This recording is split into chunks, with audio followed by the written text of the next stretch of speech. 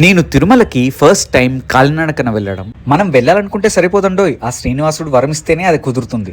ఇది కృష్ణ మందిరం మరియు గోశాల. మనకు ఫస్ట్ స్టెప్ వచ్చి రాజగోపురం నుండి మొదలవుతుంది. దీనికంటే ముందు మనకు లక్ష్మీనారాయణ స్వామి టెంపుల్ మరియు ఆంజనేయ స్వామి టెంపుల్స్ ఉంటాయి. మనకు నడక మార్గం వచ్చి అప్రాక్సిమేట్లీ టోటల్గా 14.8 కిలోమీటర్స్ ఉంటుంది, విచ్ ఇంక్లూడ్స్ 3550 స్టెప్స్. దీనినే అలిపిరి నడక మార్గం అని అంటారు. ప్రతి 100 స్టెప్స్కి ఇలా బోర్డ్స్ మీద రాసి ఉంటారు. అలానే మెట్ల మీద కూడా మనకు కనపడుతూ ఉంటాయి. 500 స్టెప్స్ వరకు అయితే మా వాళ్ళు ఎంజాయ్ చేస్తూ కష్టపడకుండా హాయిగా నడిచారు. ఈ బోర్డ్స్ చూస్తున్నంత సేపు ఏదో తెలియని హ్యాపీనెస్, ఎందుకంటే ఆ వెంకటేశ్వర స్వామిని త్వరలోనే దర్శనం చేసుకోబోతున్నాము అని. ఈ నడక మార్గంలో ఆ వెంకటేశ్వర స్వామి యొక్క దశావతారాలు మనకు కనబడుతూ ఉంటాయి. అలా చూస్తుండగానే ఎలాగోలా 1000 స్టెప్స్ అయితే కంప్లీట్ చేశాము. ఇక్కడ నుండి నడవడం కొద్దిగా టఫ్ అయింది, ఎందుకంటే ప్రతి స్టెప్ కి కుంకుమ పసుపు రాయడం వల్ల చాలా స్టిక్కీగా ఉండింది. 1500 స్టెప్స్ కంప్లీట్ చేశాక మనకు గాలిగోపురం వస్తుంది. నడక మార్గంలో మనకు ప్రతి చోట ఫుడ్ దొరుకుతుంది, కానీ ఈ గాలిగోపురం దగ్గర చాలా ఫుడ్ పాయింట్స్ ఉంటాయి. స్నాక్స్ నుంచి టిఫిన్స్ వరకు అన్నీ దొరుకుతాయి. ఇంత నడిచాక కూడా మేమైతే ఎక్కడ అలసిపోకుండా హ్యాపీగా ఎంజాయ్ చేస్తూ అయితే నడిచాము.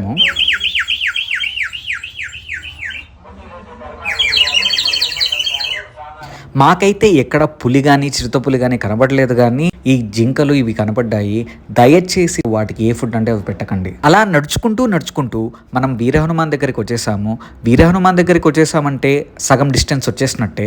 ఇక్కడ బొరుగులు ఉంటాయండి, అబాబాబాబాబాబా, అస్సలు మిస్ అవ్వకండి. మధ్యలో పుల్ ఐస్ క్రీమ్ కనపడిందండి, అదే పాప్సికల్స్, అబ్బా ఎమ్మే ఉందండి. అలా చూస్తూ ముగ్గుబావి మండపం వరకు వచ్చేసాము.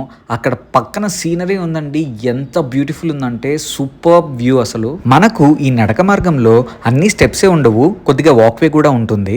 కానీ ఈ నడక మార్గంలో ప్రతి అణువులో ఆ శ్రీనివాసుడే ఉంటాడు. ఆ శ్రీనివాసుడే మనల్ని నడిపిస్తూ ఉంటాడు. ఇదే శేషాచలం అడవి. ఇక్కడే పుష్ప 2 షూటింగ్ జరిగింది. అదిగో ఆ వెంకటేశ్వర స్వామి యొక్క గోపురం. ఫైనల్గా మనం మోకాలిమిట్ట గోపురానికి చేరుకున్నాము.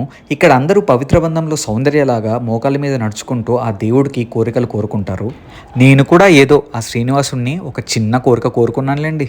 సక్సెస్ఫుల్గా 3000 స్టెప్స్ కంప్లీట్ చేసాము. అండ్ ఇక్కడ దాకా వచ్చామంటే ఆల్మోస్ట్ దగ్గరికి వచ్చేసినట్టే. ఒక్కటి మాత్రం చెప్పగలనండి, నడక మార్గం చాలా అద్భుతంగా ఉంది. ఆ శ్రీనివాసుడు మనకి ఏ నొప్పి కలిగించకుండా ఆయన దగ్గరికి తీసుకొస్తాడు. అదైతే మాకు అనిపించింది. జీవితంలో ప్రతి ఒక్కరూ ఒక్కసారైనా ఆ స్వామిని నడక మార్గం ద్వారా వెళ్ళి దర్శించుకుంటే ఆ ఎక్స్పీరియన్స్ చాలా చాలా బాగుంటుందని అయితే మాత్రం చెప్పగలను. మీరు కూడా అలిపిరి నడక మార్గం ద్వారా వెళ్ళి ఆ శ్రీనివాసుని దర్శించుకొని ఉంటే మీ ఎక్స్పీరియన్స్ని ఈ కామెంట్ సెక్షన్లో మెన్షన్ చేయండి. అండ్ ఇలాంటి మంచి కంటెంట్ కోసం do subscribe life A Zindagi. Govinda Govinda.